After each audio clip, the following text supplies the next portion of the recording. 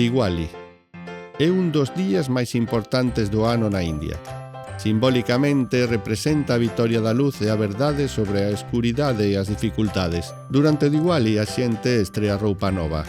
Fanse agasallos, comparten doces e lánzanse moitísimos fogos artificiais.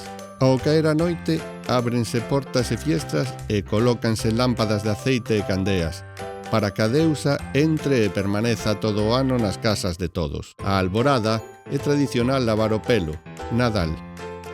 Como as festas van moi ligadas á religión, as persoas cristiáns celebran o Nadal e o Ano Novo cando o facemos aquí. Pero xa sabedes que na India a maioría da poboación é hinduista. O Nadal non é a festa tan importante como é no noso país. Pongal ou Makar Sankranti. O Pongal é un festival de 3 días.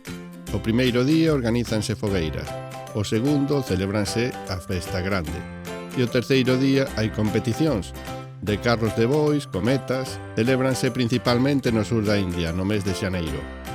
A xente celebra a chegada dos días cálidos e as colleitas, dando grazas á terra polos alimentos recibidos. Nestes días prepárase un prato especial de arroz fervido en leite nunha ola de barro e ofrécese ao deus Sol. Daí o nome de Pongal, que significa fervido.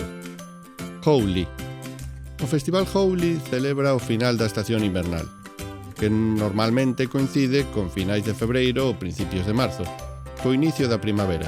Durante a celebración a xente píntase e lánzanse pós de cores como símbolo de felicidade coa chegada da primavera. A diversión está asegurada.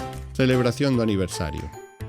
Na India, a persoa que fai anos leva doces á escola e repárteos entre os compañeiros e compañeiras da súa clase.